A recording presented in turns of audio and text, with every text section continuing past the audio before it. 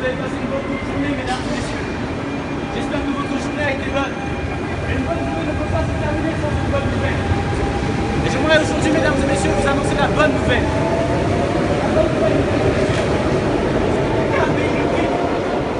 La bonne nouvelle, c'est que quelqu'un a payé le prix pour nos fautes, mesdames et messieurs. Et ce quelqu'un, il porte le nom de Jésus-Christ de Nazareth. Mesdames et messieurs, si je vous parle de lui, c'est parce qu'il est très important. Il a fait ce qu'aucun homme n'a jamais pu faire pour sa vie. Jésus a marché d'une manière digne, sans commettre aucune faute. Et à la fin de sa vie, il a donné sa vie gratuitement pour chacun d'entre nous. Il a donné sa vie gratuitement pour les pécheurs. C'est pourquoi j'aimerais te poser la question, mon ami, ce soir. Ce soir, si tu t'en vas, ce soir, si tu meurs, est-ce que tu sais où va finir ton âme? Est-ce que tu sais où ton âme va terminer, mon ami? Pose-toi la question. J'aimerais te dire que celui qui a créé le monde, celui qui a créé le ciel et la terre, il est juste, Alléluia. Il est saint, il est véritable. Amen. Et c'est pourquoi il dit dans sa parole qu'il est permis à l'homme de ne vivre qu'une seule fois. Et après quoi vient le jugement. Mesdames et messieurs, ce n'est pas un mystère. La parole de Dieu nous le dit, tout homme sera jugé selon le bien et le mal qu'il a fait. Mais Dieu, sachant que les hommes seront condamnés, parce que tous les hommes ont fait le mal dans leur vie. Tous les hommes ont fait ce qui est mal dans leur vie. Et Dieu, sachant qu'ils seraient condamnés, Dieu a donné un sacrifice ultime. Dieu a produit un sacrifice immense afin que les hommes soient sauvés. Et ce sacrifice, c'est le Messie qu'il a apporté. Ce sacrifice, c'est Jésus-Christ de Nazareth qu'il a apporté, mesdames et messieurs. Il a donné sa vie gratuitement pour chaque être humain sur cette terre. Il a donné gratuitement sa vie afin que tout homme soit sauvé. Afin que tout homme qui met sa foi en lui puisse recevoir la vie éternelle. Mesdames et messieurs, beaucoup croient qu'il suffit de faire beaucoup de bonnes actions pour couvrir toutes les fautes qu'on a pu faire dans notre vie. Mais j'aimerais vous le dire, mesdames et messieurs, un seul péché nous éloigne de Dieu. Vous pouvez être le prix Nobel de la paix. Une seule transgression vous emmène en prison. Mesdames et messieurs, Dieu appelle tous les hommes à se repentir. Parce que tous les hommes ont fait le mal dans leur vie. Dieu appelle tous les hommes à recevoir celui qu'il a envoyé. Le Messie, Jésus-Christ de Nazareth. Alléluia.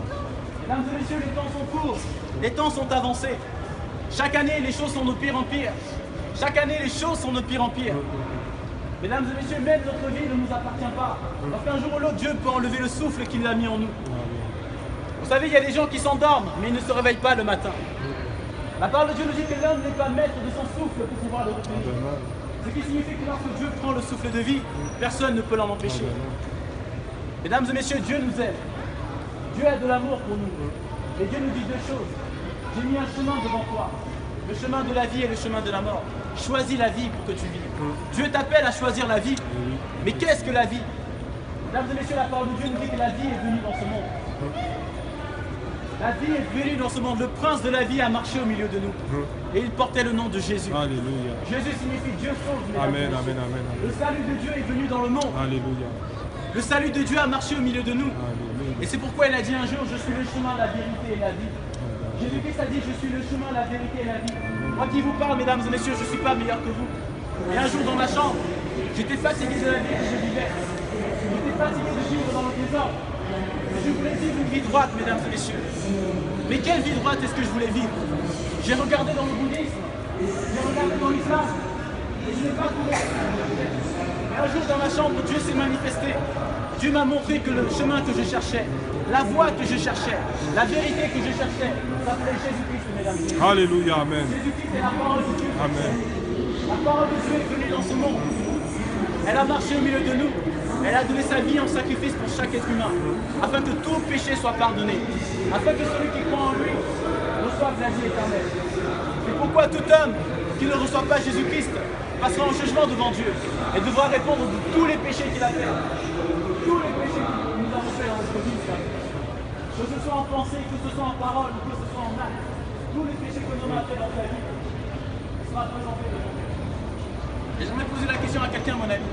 Comment vas-tu justifier ton immoralité? Comment vas-tu justifier tes mensonges? Comment vas-tu justifier ta violence?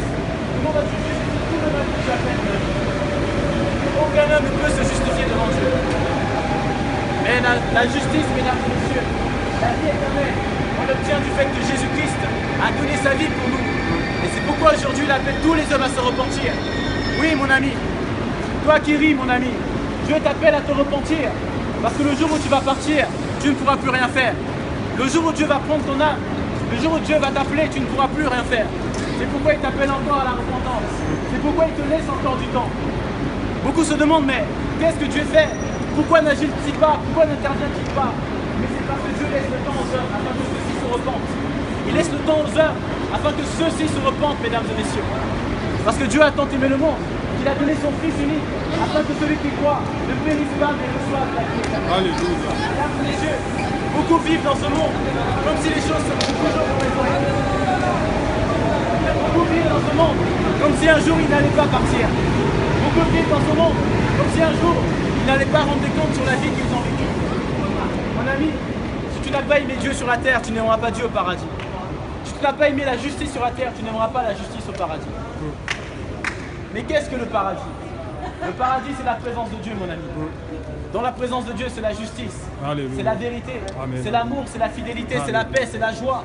Voilà ce qu'on trouve dans la présence de Dieu. Mais en dehors de la présence de Dieu, c'est les regrets, c'est la tristesse, c'est la trahison, c'est les ténèbres pour l'éternité. Mon ami, Dieu t'appelle à la vie éternelle. Et la vie éternelle, c'est un choix. Et c'est pourquoi il nous appelle chacun d'entre nous à choisir. Dieu a donné 3 choses à l'homme. Dieu a donné 3 choses à l'homme. Il lui a donné la vie, il lui a donné le temps et il lui a donné le choix. Et la question que j'aimerais poser à chaque personne ici, mesdames et messieurs, c'est que fais-tu de ça? Que fais-tu de la vie que Dieu t'a donnée? Que fais-tu du temps que Dieu t'a donné? Et que fais-tu du choix que Dieu t'a donné? Parce qu'il